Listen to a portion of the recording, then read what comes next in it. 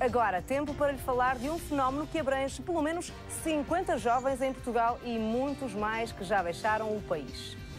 São pequenos génios que interromperam os cursos na faculdade ou abandonaram bons empregos.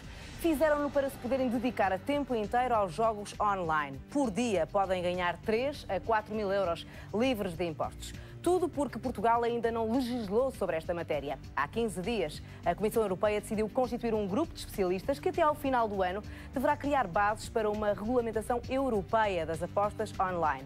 Bruxelas estima que em 2015 este setor vai movimentar 13 mil milhões de euros. Hoje vamos trabalhar então com o Alcoiano Real Madrid e pronto, a primeira coisa que eu faço então é atualizar. Uma vez que estamos em Portugal, vamos buscar agora ali a marca. Não gosto muito, o jornal que eu mais costumo ler em Espanha é o AS, porque é mais imparcial. Não é um bom jogo, não é um jogo muito mediático. Nesta altura, há poucos minutos, 10 minutos de começar o jogo, está meio milhão de euros transacionado no principal mercado. Não é muito um jogo do Real Madrid, tem sempre 2, 3, 4 milhões de euros já transacionados. Como estou convosco, decidi que no máximo vou custar 1000 euros. Não joga a bola como sonhava em criança, mas vive dos golos. Aos 30 anos, Paulo tem uma fortuna de milhões. Eu sou apostador profissional, não é? Sozinho, movimento vários milhares, centenas de milhares de euros, milhões mesmo, durante um só jogo. Ao contrário da maioria dos portugueses, este licenciado em gestão de empresas só trabalhou para pagar a faculdade. Assim que terminou o curso, Paulo nunca mais aceitou um emprego.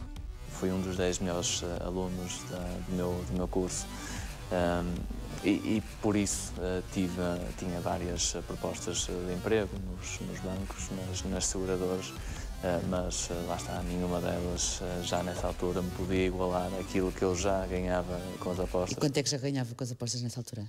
2, 3, 4 mil euros nessa altura. Isso foi há 7 anos. Agora a história é outra. Paulo mudou-se para Londres e Madrid e é por lá que divide o tempo que passa em frente ao computador e aos jogos de futebol. Eu percebi que havia efetivamente uma vantagem. Aqui em Portugal recebemos as imagens de um jogo que está a ocorrer em Londres depois dos apostadores que estão em Londres, que recebem essas imagens primeiro. Estamos a falar de um segundo no máximo, mas que faz toda a diferença. Há 7, 8 anos tinha um rendimento que podia ir ali até aos 4 mil euros. Hoje estamos a falar de que valores? Durante uma semana ganhei mais 50 mil euros.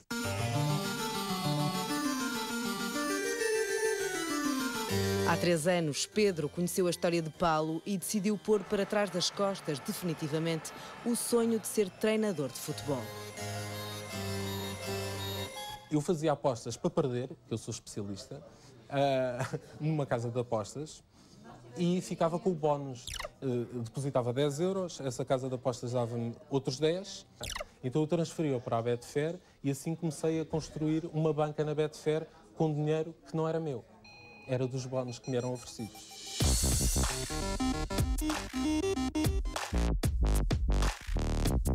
Ao fim de um mês, e depois de ter gasto 50 euros apenas em apostas, percebeu que valia a pena pegar na família e mudar-se para Manchester. Em Portugal não existe uma cultura relacionada com as apostas, com os mercados. As pessoas e o governo têm uma certa dificuldade em compreender estas novas realidades. Se eu fosse viver para um país onde houvesse mais pessoas como eu a fazer o mesmo tipo de trabalho que eu e que este trabalho fosse visto como um trabalho, que no fundo é, que eu estaria mais integrado do que num país onde, no fundo, o que é que eu fazia? Eu não tinha profissão, não é? E podemos ter um número de quanto por mês é que o Pedro consegue ganhar?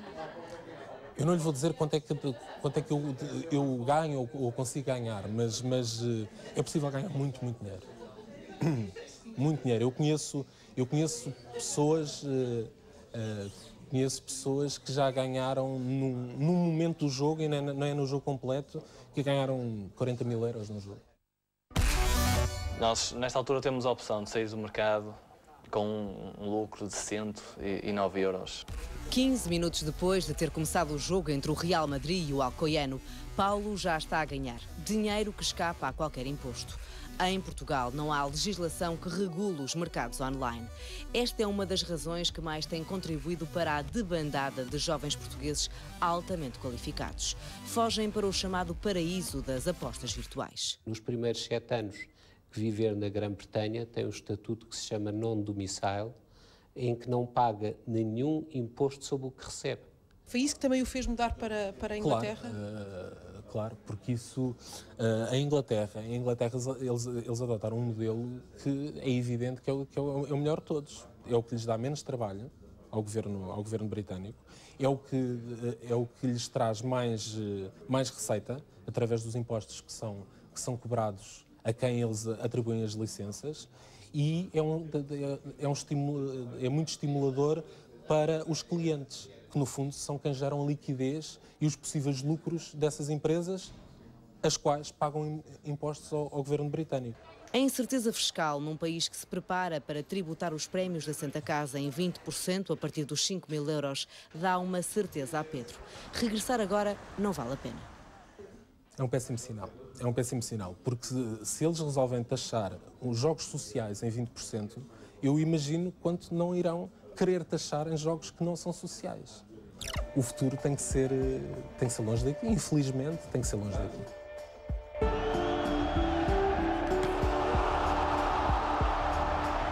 Espanha decidiu regulamentar este mercado há 4 meses. Em julho, o jogo online já tinha crescido 26%.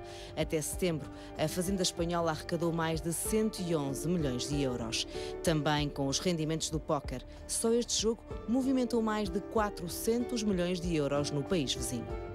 Dragan Kostic aposta 230 mil fichas. Por cá, a ausência de uma lei impede que se façam estas contas, mas a comunidade de jogadores, organizada por João Nunes em 2004, já chega aos 250 mil. Em termos do póquer ao vivo, já está totalmente regulado.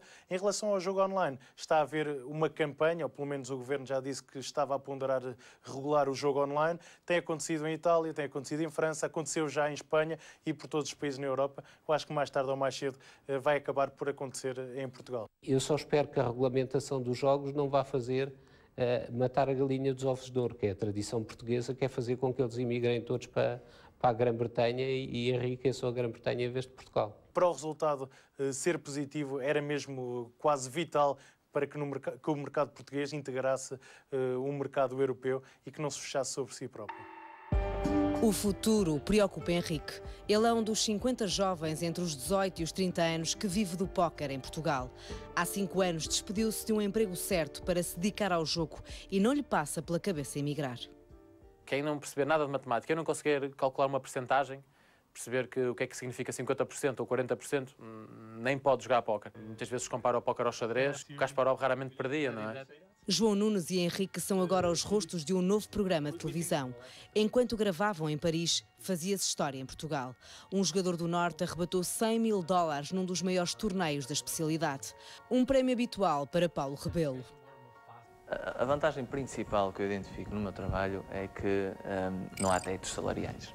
A principal desvantagem é não termos um rendimento fixo. Muitas pessoas que eu conheço nem conseguem dizer aos pais ou algo desse género, porque sabem que eles vão reagir mal. Eu não conheço sinceramente ninguém que seja realmente viciado neste jogo, mas conheço muita gente viciada em tabaco, por exemplo, fazendo aqui uma pequena comparação. São apostadores profissionais que rumam contra a maré em tempos de crise, mas no fundo sabem que no jogo é tudo também uma questão de sorte. Paulo precisou de pouco mais do que o tempo de duração desta reportagem para ganhar quase um salário mínimo nacional.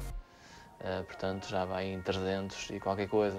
São mais de 30% que nós já ganhamos com este jogo.